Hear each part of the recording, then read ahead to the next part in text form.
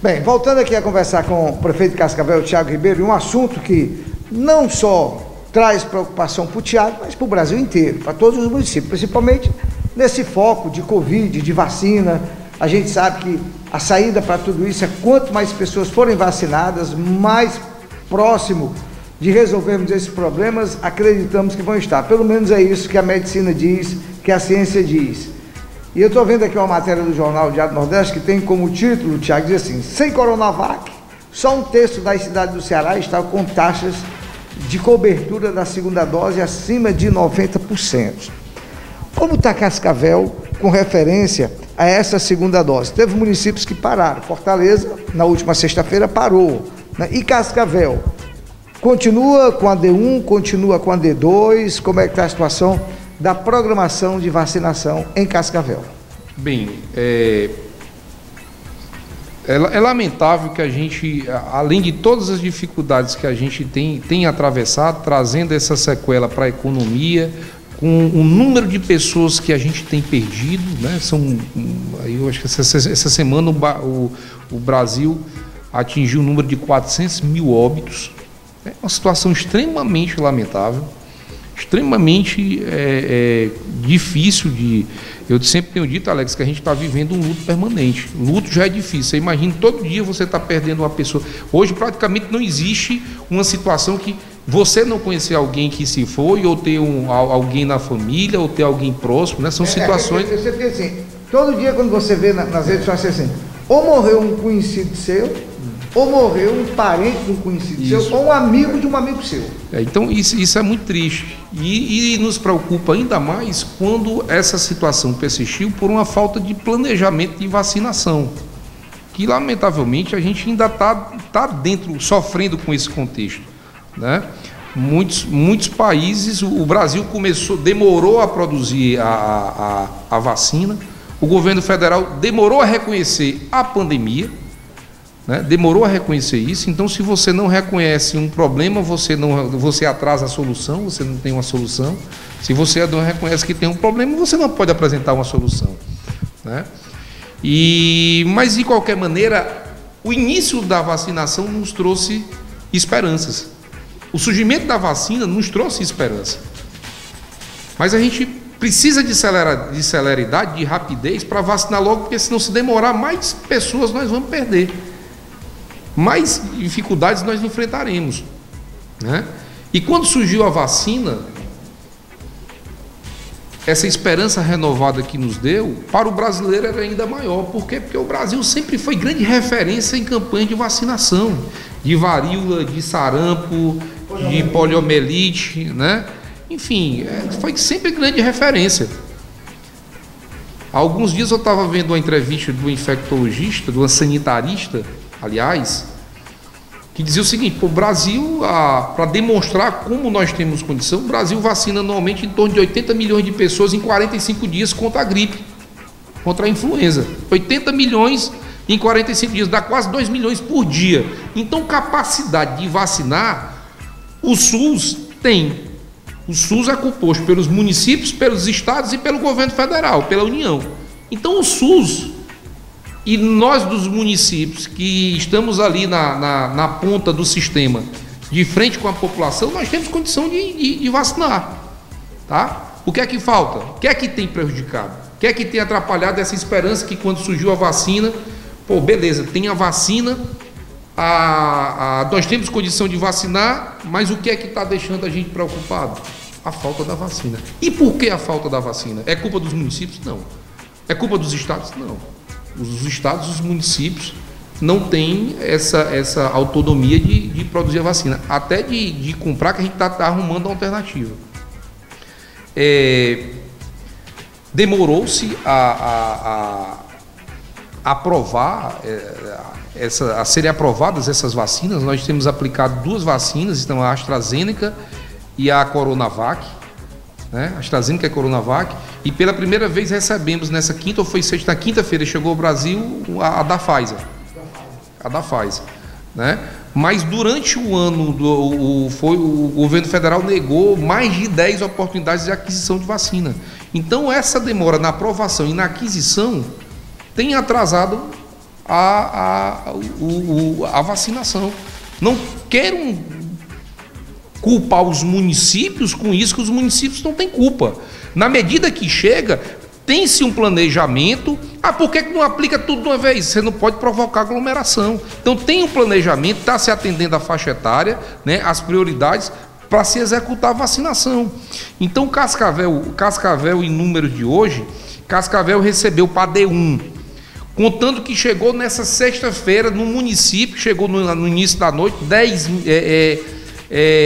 nós recebemos 1.275 vacinas. Então, somando o que a gente teve ontem, recebeu ontem de noite, que vai começar a ser aplicado na segunda, nós recebemos no total 10.469 doses para D1, para a primeira dose. Do primeiro momento até agora? Do primeiro momento até agora, 10.469. Nós aplicamos 9.009 vacinas, né? Ou seja, de 1.200, o que falta para essa semana a gente aplica D1.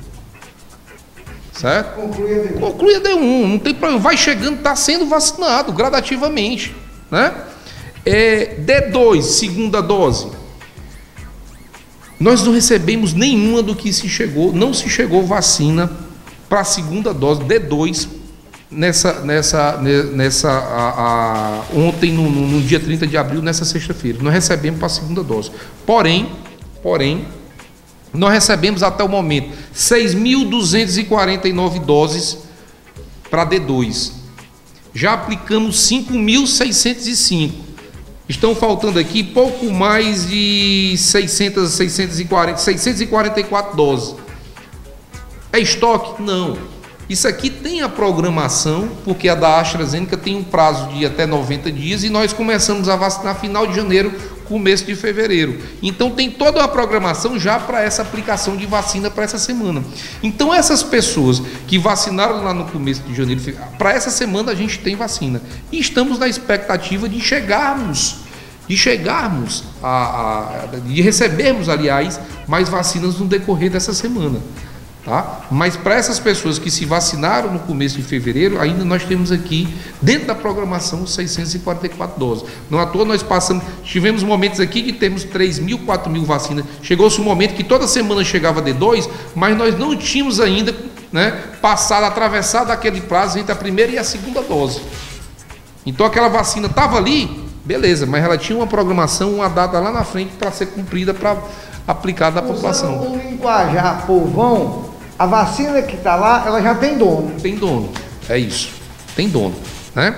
Se chegarmos, agora nós estamos analisando a condição de se chegarmos à necessidade essa semana de se faltar para a segunda dose, né? A gente não vacinar, né? Separar algumas doses para D1, né? E complementarmos esse ciclo, fecharmos esse ciclo de D2. Mas isso se chegar a faltar. Tudo isso tem um planejamento, tem uma organização, né? Que permanece, que faz com que a gente atinja as metas e ninguém fique sem vacina. Tá? A gente está atingindo aqui em torno de 90% da meta. Dentro da meta. Nós estamos falando aqui ainda para concluir essa fase da vacina dos idosos, que termina agora com 60 anos. Aí já vem, na próxima semana, a terceira fase, que é comorbidade. Eu estive dando uma olhadinha, inclusive, eu quero aqui agradecer a doutora Margarete Teles, a secretária de saúde, ela me enviou até um documento que eu vi, falando, porque eu discutindo com alguns secretários de saúde, inclusive a de Cascavel, é uma fase complicada essa da comorbidade, porque tem várias comorbidades. Até chegar para a população, que comorbidade, como é que vai ser feito? Quer dizer, é um planejamento totalmente diferente dessa fase que nós estamos vivendo ainda. Vai ser uma fase muito complicada, porque vai atingir pessoas de 18 a 59 anos, de acordo com a comorbidade. Tem gente que não sabe nem o que é comorbidade, então vamos ter que trabalhar na divulgação para chegar para as pessoas com clareza como é que vai ser feito essa terceira fase. Existe, por isso que é importante, e a gente está ao tempo que a gente agradece, parabenizando pelo serviço, mas também cobrando muito, né?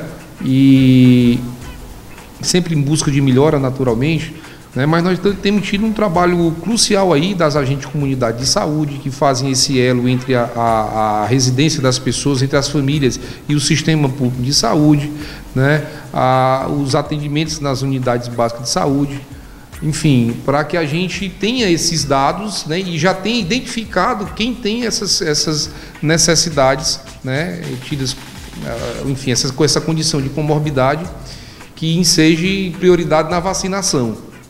Entendeu? Então, naturalmente, a gente já tem uma situação prévia que também não impede de que, se não tiver isso no momento, a gente, essa condição seja apresentada na unidade de saúde ou de vacinação e você seja reconhecido ali como prioritário na vacinação. Tiago, outro problema, não vou dizer problema, mas é outra estratégia, outra situação, por exemplo, volta às aulas. O último decreto, não desse final de semana, mas o anterior, o governador autorizou para quem quisesse voltar, principalmente as escolas privadas e as escolas públicas, né, o retorno às aulas. O que a gente tem ouvido nos municípios só volta com vacina, principalmente o sindicato dos professores, né? Os professores não voltaremos sem vacina. Como é que está essa situação de Cascavel com relação volta às aulas presenciais? Olha, nós não enxergamos com bons olhos. Que nós dissemos semana passada que estamos elaborando, embora já tinha em mente, né, um projeto de retomada, porque uma hora mais cedo ou mais tarde a gente vai retomar. Mas voltar de imediato, sem vacinar o professor, eu digo que a gente tem que fazer, porque mesmo assim eu tenho esperança que daqui a 3, 4 meses, boa parte da população esteja vacinada. Né? Boa parte da vacinação esteja vacinada, inclusive os professores. Eu estou entre daqueles muitos gestores públicos, né, que reconhecem a necessidade, que torcem e buscam pela vacinação do professor e dos profissionais da educação, porque uma escola não é composta só por professor, tem diretor, coordenador, supervisor, porteiro, auxiliar de serviço, merendeiro, enfim, né? E da vacinação de todos os profissionais da educação. E por quê? Porque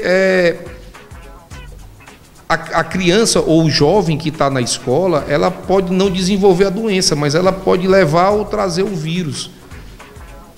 E quando você tem boa parte da população, o avô, a avó, o pai e a mãe vacinado, né, você deixa eu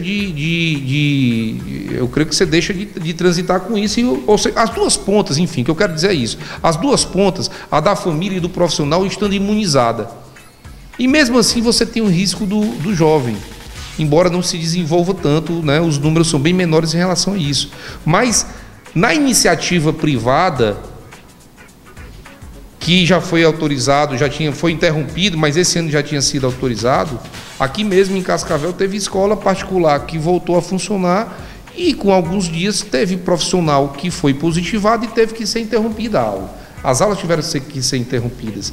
Então, na educação pública, que não é composta somente por uma escola, né? Não é somente, são dezenas de equipamentos aqui especificamente em Cascavel. Você colocar esse sistema para funcionar, que desenvolve, exige uma série de planejamento, de merenda escolar, de transporte escolar, entendeu? Dos empregos, dos trabalhos. Então a gente deseja que isso volte logo. E está se mostrando que o resultado do lockdown tem trazido bons números. Então já a gente volta à condição normal. É assim que eu torço, é assim que a gente trabalha para que aconteça. Com imagens de Ednei Oliveira, Alex Montenegro de Cascavel, Ceará, para o programa Ponto a Ponto na TV.